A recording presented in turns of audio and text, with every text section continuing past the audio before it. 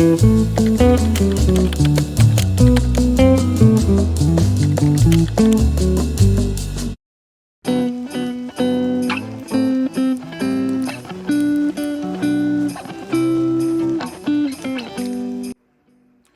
morning. My hair's a little crazy.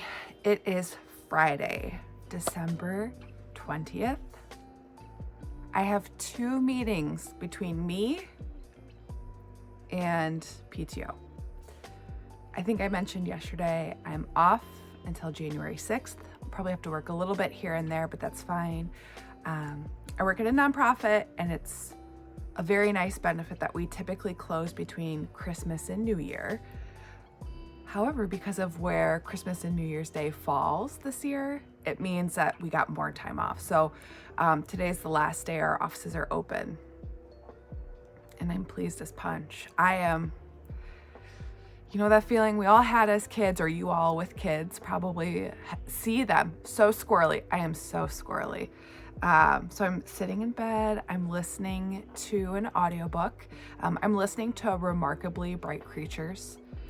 And yes, if you're keeping track, that means I'm reading 3 different books right now, but they're different genres, so there's no confusion to be had. And I'm working on my vest number 1. There's no way I finish this by Christmas, but I am somehow still very much holding on to the idea that I can finish it. I only have about an inch left for the back, and then I'll do the shaping and then join for the front. So who knows? I mean, we're driving to Wisconsin tomorrow. That's 4.5 hours. Maybe I'll put my Advent blanket on hold, because that has no real deadline. I mean, it's always nice to finish your Advent project by the time, but I would rather finish my socks. You know, the pressing questions of our time: how to dedicate our limited time to finishing objects. Also, I do find, so it's only 8-ish, I find it very interesting that most people want to knit 5 times faster instead of having perfect gauge all the time. And I love that. I think the point is well taken, that think of all the things you could make, because our queues are so long of all the things we want to make. And if you could knit faster, then there'd be more time for sewing. So I totally get it. And it's not the gauge swatch that I don't like. It's just the stress for me, especially when test knitting, of trying to get gauge, adjust the needle sizes. And even then, sometimes it's like Caitlin Hunter patterns I sometimes can't get, period. So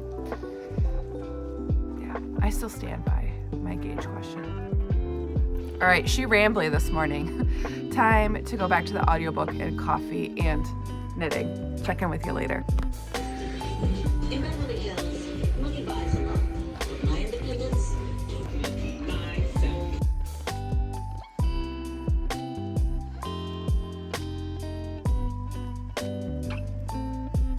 Let's go on a field trip.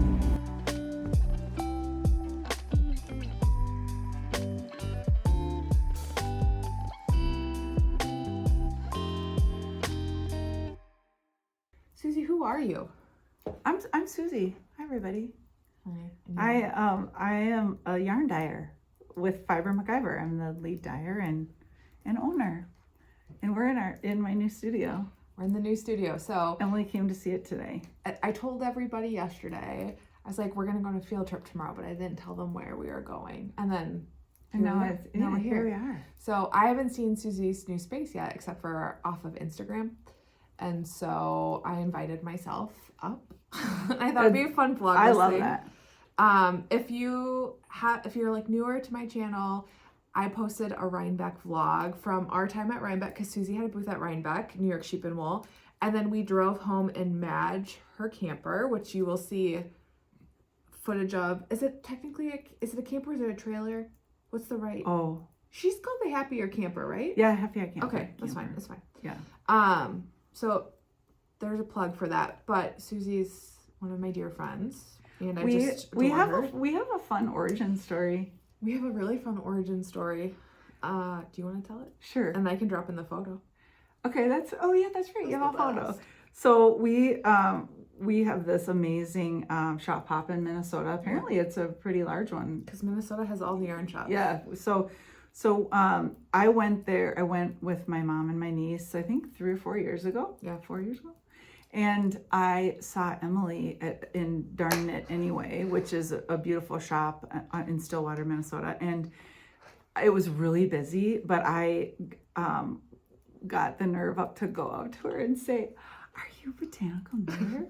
Which is, for me, was like the first time anybody had recognized me, because like I only had an Instagram at that time. I was like really small, was just new to the knitting thing. Yeah, and so I was definitely like a follower of hers, and so you got out your business card. I felt really goofy doing that, like saying that. Well, and I think it's because you were wearing your cozy, comfy fade that Yes, party, and yeah. I was like, I love that.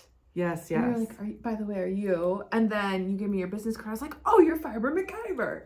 That was fun. Yeah, and so then we knew each other then in person. Yeah. And then we just kind of kept bumping into each other. Mm-hmm. And then you went out on a limb to ask me to help with Rhinebeck. Yes. That was like a leap because of we faith. didn't know each other all that Not well, that really. well. We had clicked. Yeah. We knew there was like a nice... Like I really knew I loved your energy and everything, and I just remember feeling like I had such a rough experience at Woolen Folk, and I had to decide, am I going to just double down essentially, or am I gonna like shrink back and like lick my wounds? And I got home, and I remember I had got COVID on the way home, and I was feeling like I've never had COVID, so I was like, oh, I just don't have any symptoms. Yeah. But no, I got really sick, and I remember thinking I just had moments, I'm like, I'm doubling down, and I just like late at night applied for Rhinebeck, and people had been telling me it takes like 12 years to get in, you'll never get in, and so I was like, what do I have to lose? I'll just do it. And then I got in, and I was like, oh my gosh. And then I didn't tell anyone for a while because I was so nervous. And then when I started telling people, they were like, oh my gosh, like you're doing that? And then it made me more nervous. Gulp. And this was like a month and a half or 2 months before. And I was like, I am hearing that I'm going to need help at the booth. Because, as a shopper, I know how that feels when you just want to buy something and you don't, So I just want to make sure the booth was welcoming and had what it needed. And so I kept asking Emily to join me. And then I must have just, I think, was it pushy? Like, no, because I think it was like this joking thing, and I didn't know if you were serious or not. And then you finally just like outright asked, and I was like, hell yeah.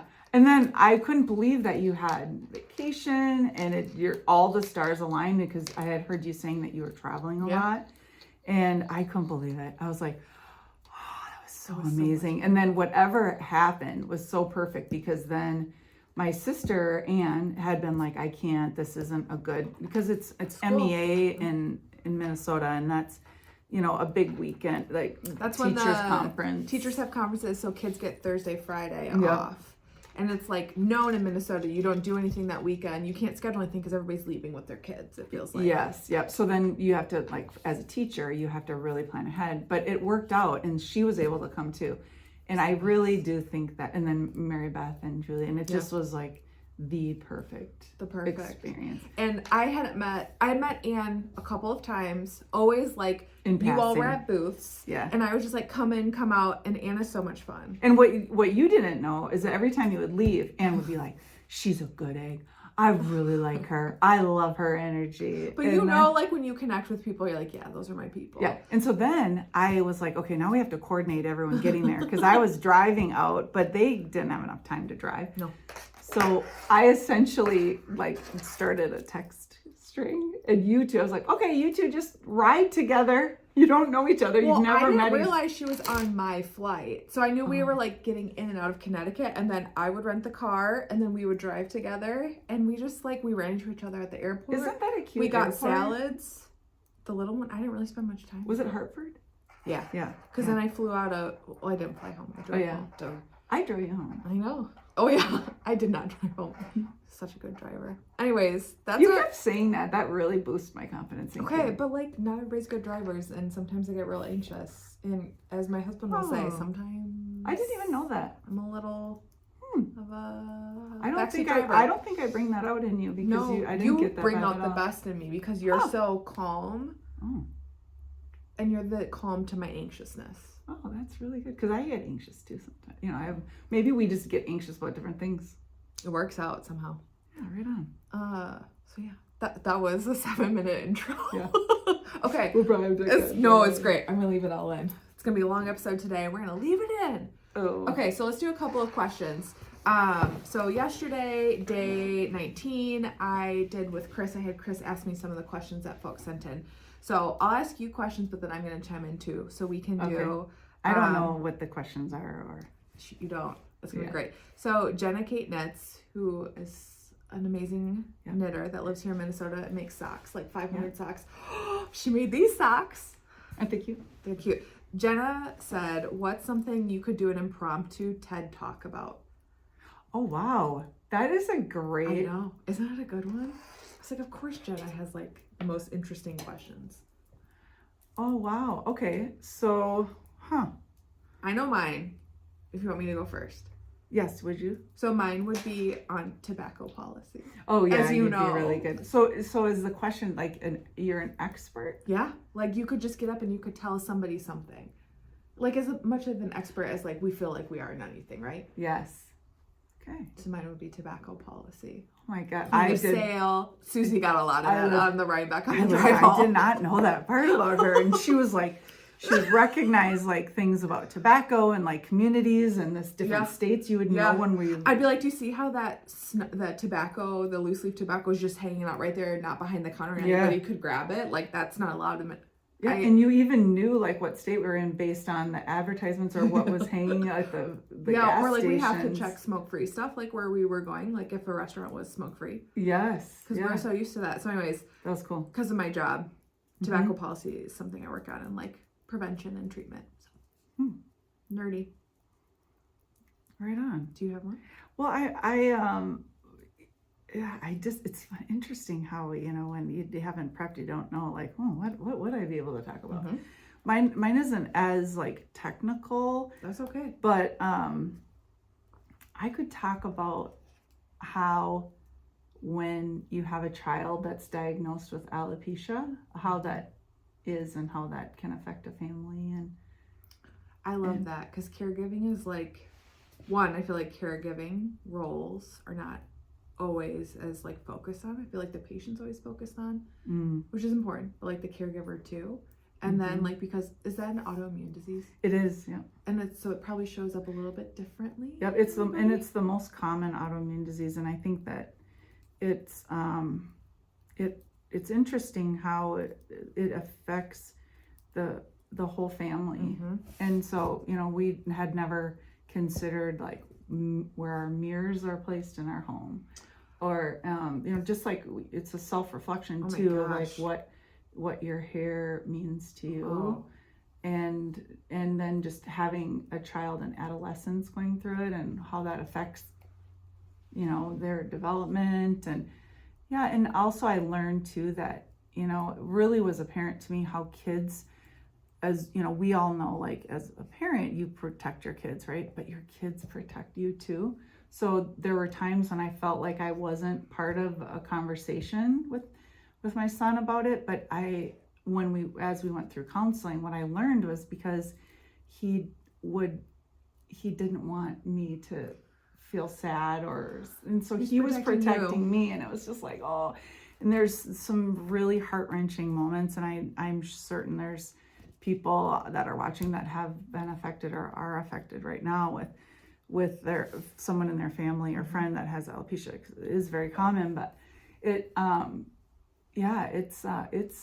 a really tough time for us. But he's doing really well, and yeah.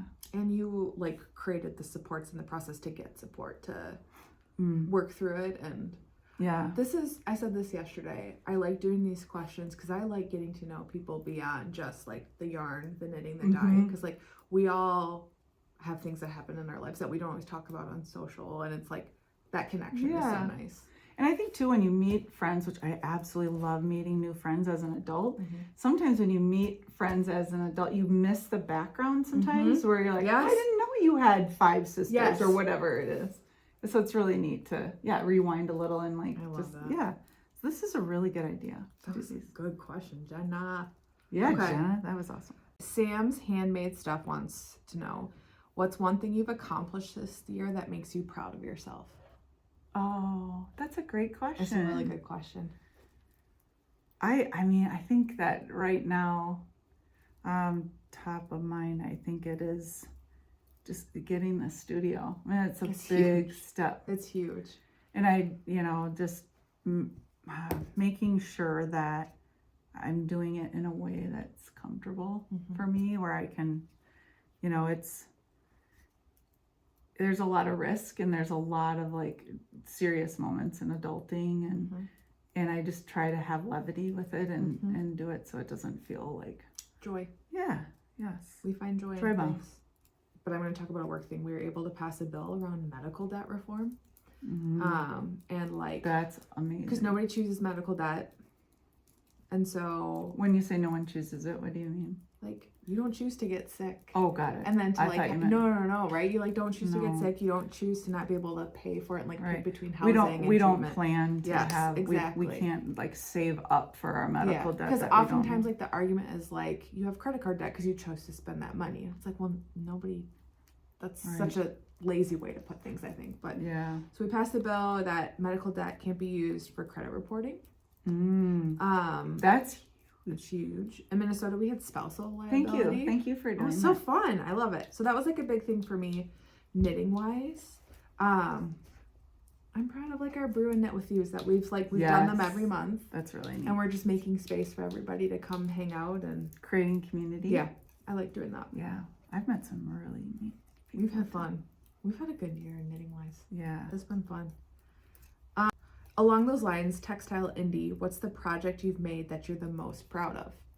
This year. Or just At in general? all. And I think it could be any craft too. I think that the Noctuidae sweater by Catherine Clark. I'll drop a photo of it. Yeah, I was a test knitter for that, and it was like we had a short amount of time to get it done, and I often in life will just jump. I'll be like, I'll make it work. I think you do a little bit of that too. For sure. Knitting For wise, sure. you do. For sure do that. And it's like, I could get it done, or and so there were like 2 a.m., 3 a.m. nights to get it done. And I remember doing the yoke at one point, and right here before I split the for the sleeves, one row was 45 minutes. And I was like, wow, this is a lot.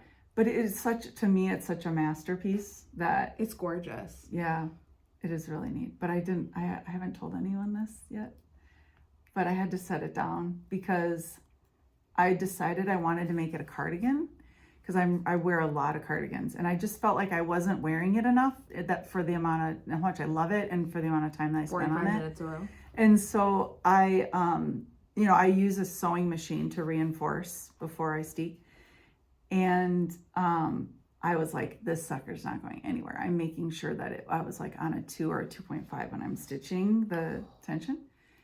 And I stitched it wrong I don't know if I was tired or what. And I was like, Did you pick it out?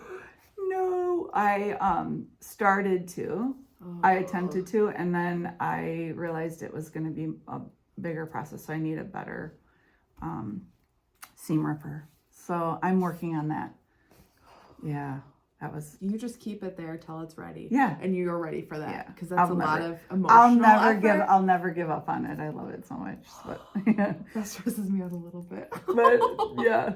So How about you? my sheep to shawl that I did. So I Sheep did to it shawl. as part of the Three Rivers Fibershed.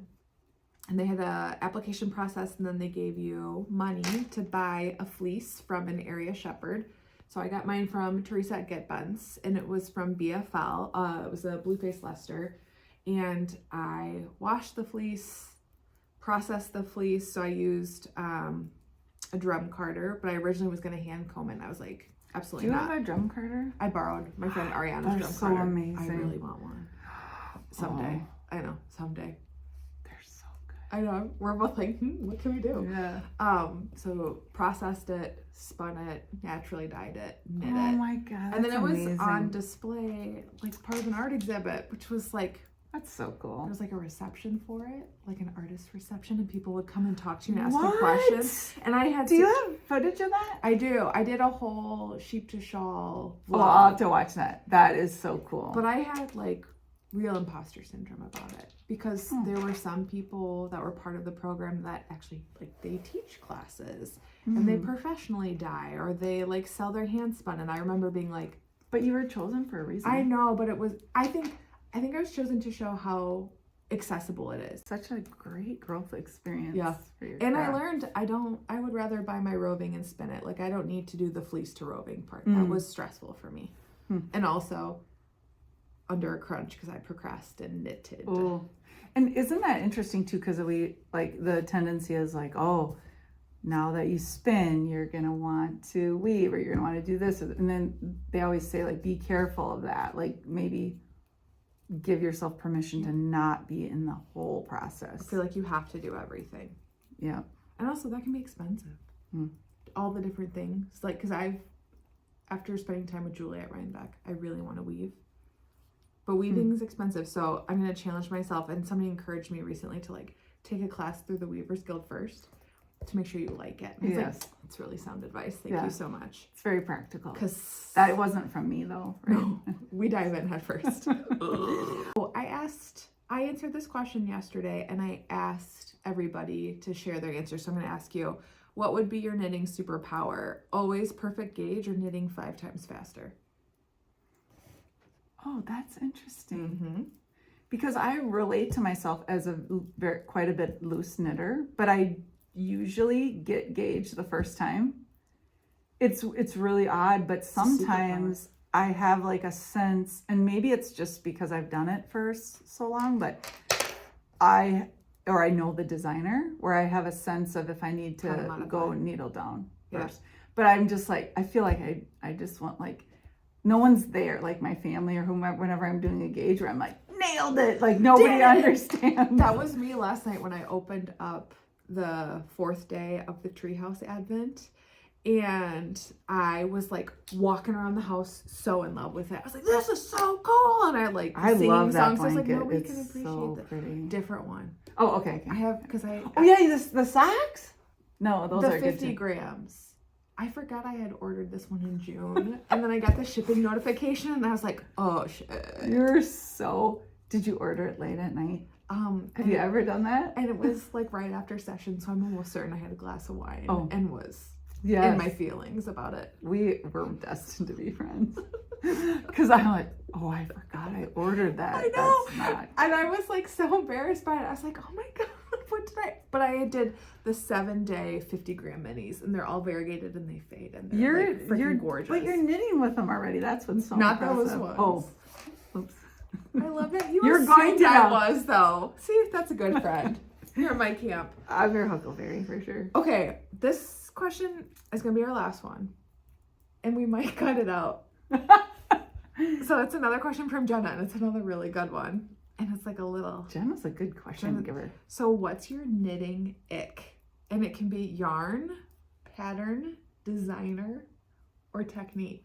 What does knitting ick mean? Like something you don't like? You're like, yeah, it's not for me. No, thank you. Like it gives you the ick. You're like, don't want it.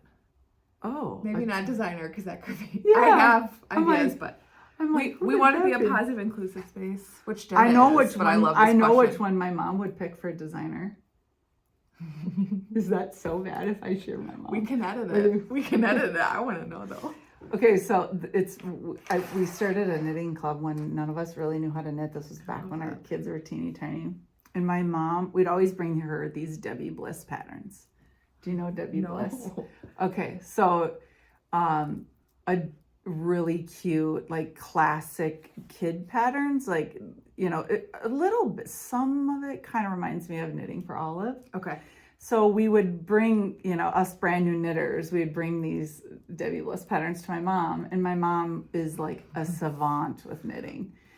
And she would be looking at the pattern. You know how when someone hands you a pattern, it's like, can you help me with this pattern? You have to like familiarize yourself with it and get a little accustomed. So she would do that, and every time she would read one of these patterns, she would be like, this isn't a real person. This is not, Debbie Bliss is not a real person. It's an AI pattern. It's like someone's taken a picture or like shown her something in a store and then said designer design. It's like, this doesn't make sense. And she was funny. Like, she would get like spicy about it. Well, I think that, no, Debbie Bliss is a real person. Sorry, Debbie. Debbie, sorry. I think she's in England, maybe? I'm not sure. But anyway, so that was very funny. But my mom would get very spicy, and she wouldn't like bag on people, but she would kind of. She had opinions. Yeah. And your mom says what she thinks. Oh, yeah, yeah. Yeah, she's getting Burling's better at peasants. that. She's getting better at that. I find myself going, Mom, like, she did not. She's amazing. Yeah, she's so hilarious. You should go watch.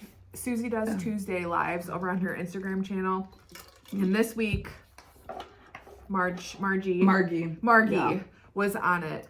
And Marguerite, yeah. And then she was a couple weeks ago too. And it's just, and a couple weeks ago, she was showing old patterns and like some of her knits from a ways back. She had a yarn shop way years and years ago. And she's like, oh my gosh, it's like night and day. It's not even the same industry. It's really cool to see how people have, elevated it. But I'm trying to think of what my ick is. Because I even like weaving in the ends, which is kind of weird. And I love I-cords. Yeah. I get addicted to them. Like, I want to do I-cord on I-cord, like stack them. I love stacking I-cords. Yes, that's right. Mm-hmm. And I don't know. I think it's kind of like the binding of a quilt. Like, when you're done, you're like, do you like binding a quilt? Yeah. Because some people don't like that. They want to be done with it, right? I get all of my needles ready, and I have like as many as I need. And I'm not a planner. You're so cute. And then I put them all there, and then I just sit there. And you're so cute. It's so fun because it's like you make a ritual out of it. Yeah. Little joys. Yeah, little joys. Yeah. But I can't. What is my ick? Can you come back to me? Yeah, I don't kind of know what mine. Do you know what yours is? Because then maybe it'll trigger mine. Mine's more of like a knitting community. Oh. Like, or people not supporting other people. Like, big designers not supporting little designers. Oh. Okay. Yeah. I just am like, I really, what I love about you is that you're all about lifting up others and giving others time to shine. And when that doesn't happen, or it feels like people are territorial, that gives me the ick. Yeah, that's actually, I think that is totally on brand for you because you are very much about that. Like, I think you live your life that. I try. Yeah, absolutely. I think that, and it's just, it is that, I feel like the knitting community is that vibe. Yes. And so it feels like there's dissonance when it isn't happening. I feel like it sorts itself out. Because I feel like it's a small world and you hear things, right? And like, obviously now we're grounded in truths or whatever, but I just think the world is a hard enough place and we all have this love for something. Mm-hmm. And we like making is such a thoughtful thing. So it's like being kind to each other. So I get the ick when people aren't. Yeah. And also like, I think anytime you're doing your craft and it's like something that you love, it's a safe place or you assume it is. And so you can be a little bit more vulnerable. Yes. And then when you're not, that doesn't happen. That feels extra like a sting almost. Yeah. And we all know like what it is to not feel valued or heard, or you feel like you can't be yourself, or you feel uncomfortable, or you feel left out. Like, I hate that.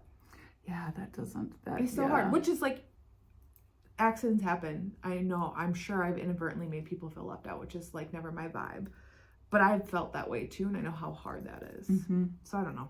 We all do the best we can with what we have.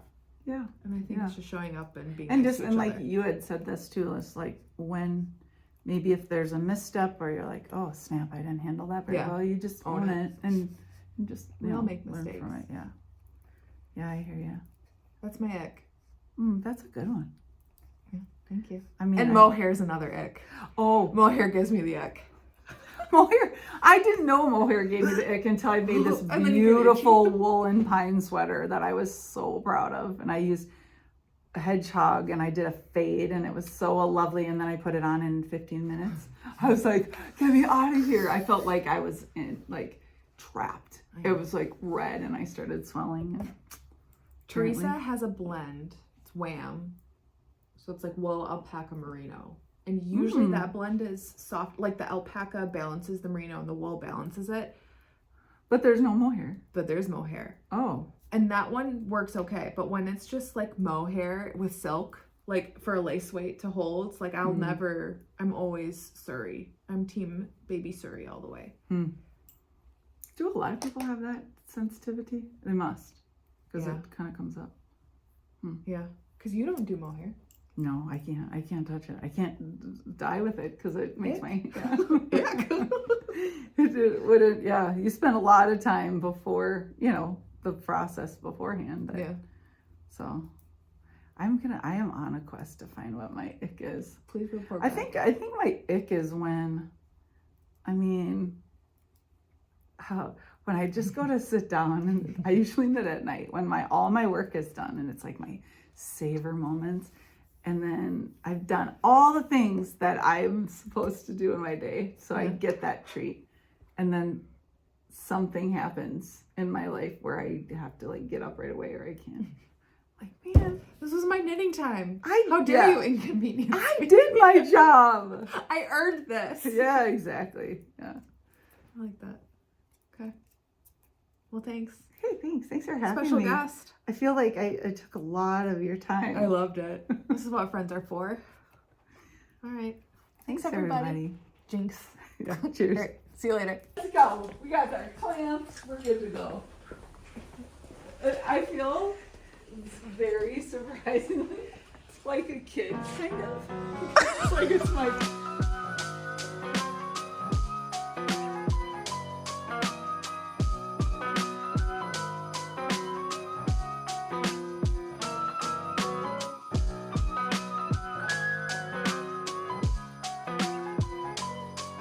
So part of what I do when I have some quiet moments is just to like, maybe it's like continuing education, is just I just play. I have to like experiment and see if I try to do something this way, what does it turn out like, and it just helps me exercise that muscle. And in this case, Oh, it looks so cool. I dyed it and they were already twisted, and so it's got this like zebra effect happening. Now, I don't know how it's gonna look knit up, so that's part of the process and part of the fun anticipation of seeing if is this something that I would want to bring to market or not. Sure. So it's pretty fun. Let's get close in. It's really cool looking. It's dried. Oh my God, look at it.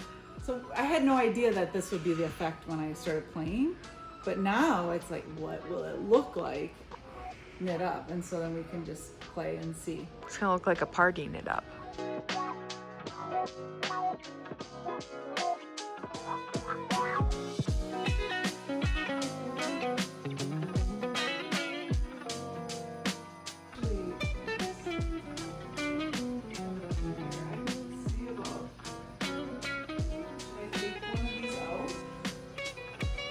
And then there's Madge.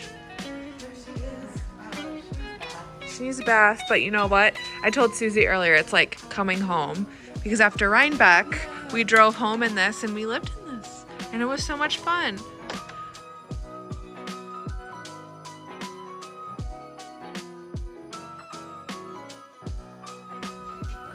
We got some good news today, and let me preface it by telling you all this. So in January, we found out that my employer, which is technically a tax status that wasn't allotted under, anyways, Public Student Loan Forgiveness Program. In January, my organization was approved for the program. They made an exception. So Chris did all this paperwork, did all this work to make sure we were in the right program. And in October, my student loans were officially forgiven. And Chris has been hovering at 119 payments for a very long, like, has been so close, but because of delays, Mohila has been dragging their feet intentionally. The lawsuit, the forbearances, all of this stuff, Chris has been in this limbo. We emailed our Congress people being like, I just need one more payment. Is there a way to do a qualified payment? He's been scouring this Reddit, And the Reddit is where people are info sharing what's worked, what hasn't worked, and kind of sharing frustrations. So he found this path. Sammy. He found this path to make it work. And 8 days ago, got the 120th qualified payment. But we've been so anxious with impending government shutdown, Trump administration coming in, and dismantling education. Anyway, so got 120 payments. And what'd you get today? Got my letter of official forgiveness. Approval. So Chris's loans are done. After 10 years. and After 10 years. Much stress. A lot of stress, especially the past like 2 months. And after a lot of work. And so I have like a little bit left that's a private loan. But that's it for student loans. It's huge. So Chris got us a little, what are these called? The little ones? I can't remember. So we're gonna have a little champagne and celebrate.